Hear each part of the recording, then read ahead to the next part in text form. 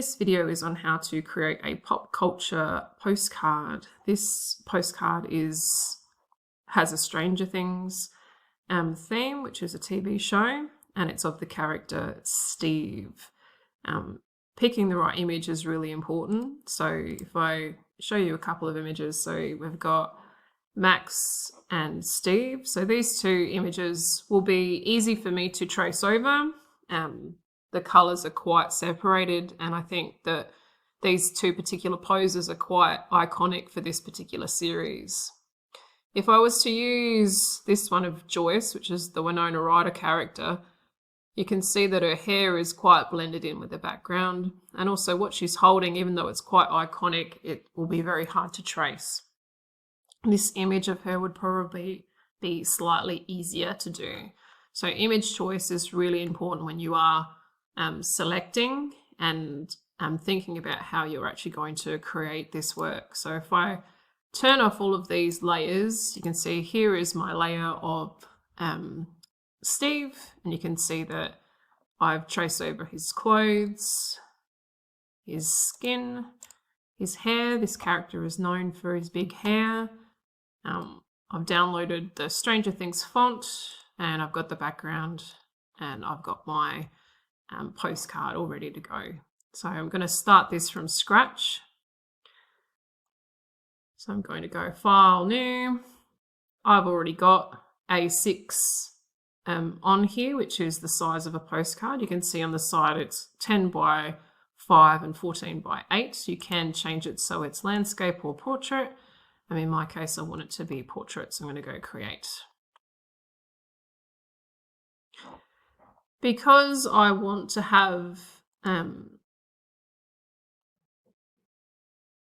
a printing border, so we call it a bleed, I'm going to put a rectangle in here, and I'm going to go to Properties, and I'm going to make sure that it is actually 0.5 off of the edge. So because it was 10 by 5, it's 9.5 wide, and because the outside of the height was 14.8, my border will be 13.8.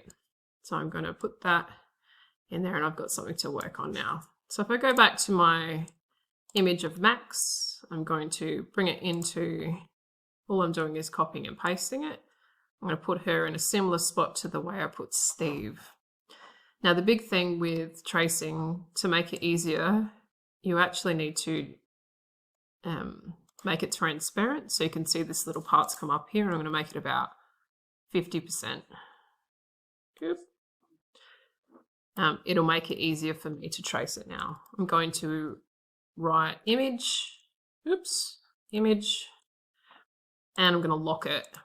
So I can turn it on and off, but it's locked, so I can't do anything else to it. Now what I'm going to do is go New, and I'm going to go Hands. What I'm going to do now is I'm going to come over to my pen tool. My pen tool has two parts to it. It has the pen and it has the anchor point. If I come into here, you can see that we can make corners. We can make it smooth with these little seesaw handles. We can also close the shape, so we have to come back to the shape. So the pen tool is a really vital tool for this particular project. So I'm on this layer, I've got this pen, I'm going to zoom in on the pants so I can see it, and I'm simply just going to click. I'm clicking around as best I can.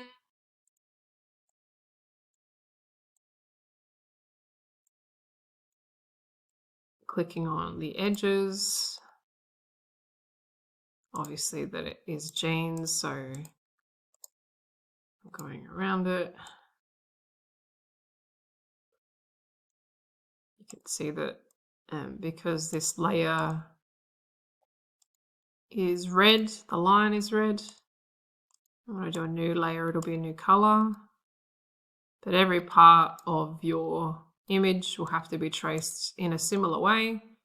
And I go back to where it's white and I've closed my shape. I can now use my anchor tool. I'm going to zoom in a little bit more. because some of those edges are quite angled, so I can make it a little bit smoother. I can bring it down so it follows the line a little bit better. It looks a little bit more natural. Obviously with jeans, there will be some sharper edges. If it doesn't quite fit completely, it's okay. But you can see depending on where I hold will depend on how far I can push the angle with my little handles on the seesaw part.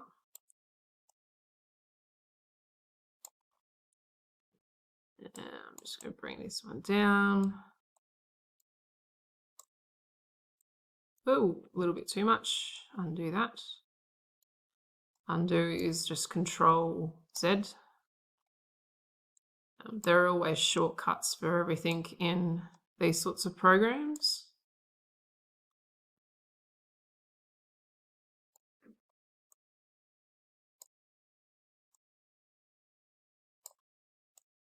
So you're just trying to trace it as best you can. You can see that by doing that, it's making it look a little bit more natural. Oop, maybe not there. I can see that perhaps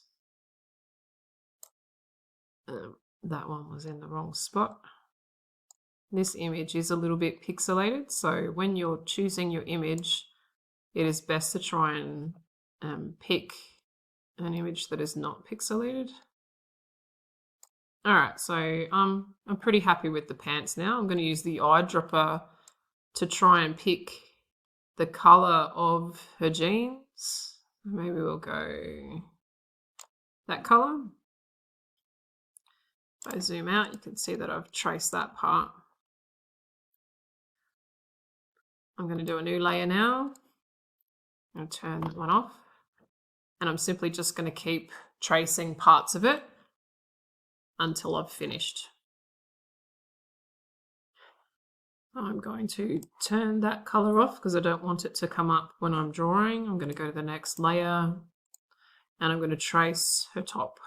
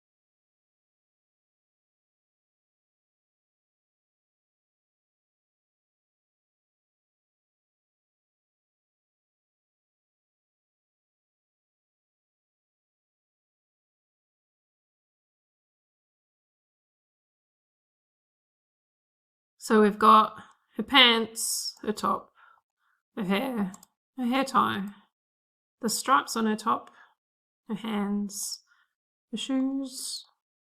So if I turn that one off, we've got Max floating in the air. Probably need to do her socks too, I think. Yeah, we'll have to do her socks. I'll do that as a new layer. Socks. And we'll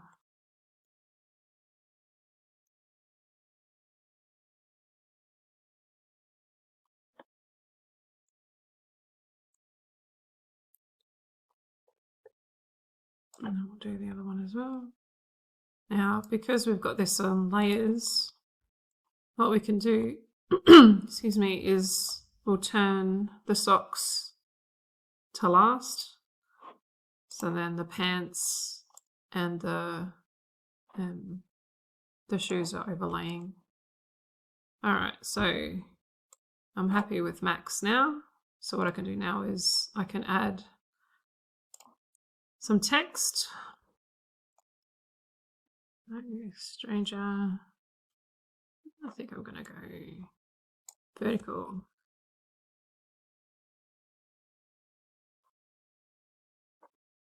New layer. Okay.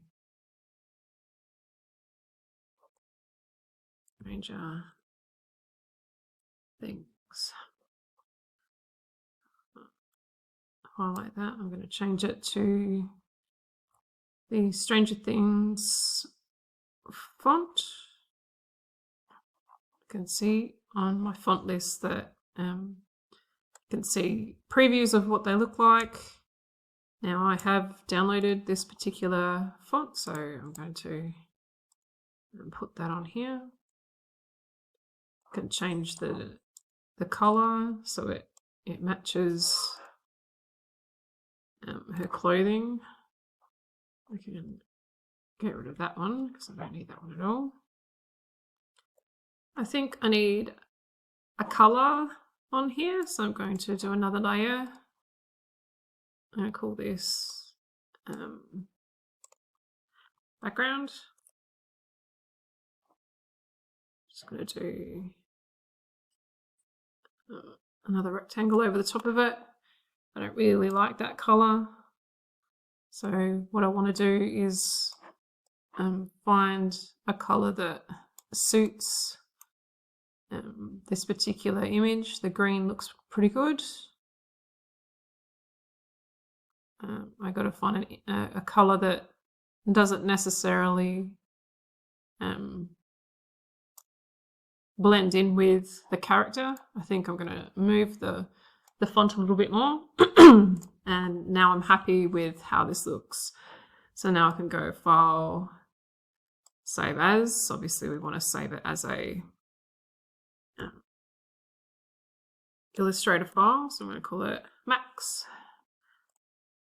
And I also want to save it as a PDF.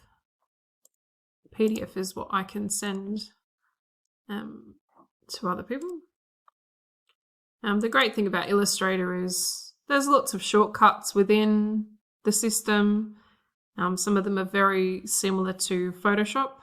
There's a lot of correlation between the two. However, this particular software outshines Photoshop with their ability to create vectors. Have fun and enjoy.